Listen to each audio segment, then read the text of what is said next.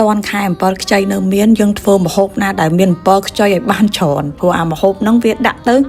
វាចាប់ចិត្តវាចាប់មាត់ណាហើយជាពិសេសហ្នឹងគេហៅគ្រឿងខ្លែមកអានេះបុកម្ដងលោកមុនឃើញបុកអំពិលខ្ចីត្រីឆ្អើឥឡូវមកបុកម្អមប្រឡាក់សាច់ហ្នឹងឲ្យវាទិញសាច់ផុយមកផងណាសាច់គោហ្នឹងទិញឲ្យសាច់ផុយមកផងកុំយកសាច់ស្វិតណែរសជាតិចង់ឆ្ងាញ់ប៉ុណ្ណាក៏ដោយតែប៉ះសាច់ស្វិតទៅមិនរួចទេញ៉ាំឡើងកើតហើយមួយទៀតប្រឡាក់សាច់ហ្នឹងហើយពេលដែលយកវាទៅចៀនហ្នឹងកុំឲ្យឆ្អិនពេកតែពេលឆ្អិនពេកក៏បុកទៅក៏វាអត់ឆ្ងាញ់ដែរនេះយក juicy ចឹងអារបៀបនៅឆៅខាងក្នុងតិចតិចចឹងណាហ្នឹងហើយបន្ទាប់មកគឺយើងទៅបុកគ្រឿងដាក់អំពិលខ្ចីមកហើយអាហ្នឹងគេត្រូវមួយទឹកប្រហុកចាទឹកប្រហុកនេះមកដល់ត្រៃ3កន្លះទេប៉ុន្តែឆ្ងាញ់ណាស់អត់មានលាយគ្រឿងឲ្យថែមទេដាក់តែប៉ុណ្្នឹងមកឆ្ងាញ់ហ្មងបុកហើយច្បល់លាយចូលគ្នាអញ្ចឹងមកគាត់និយាយក៏ចង់ស្រក់ទឹកមាត់ដែរដាក់មកអមច្បាច់ក្រូចឆ្មាថែម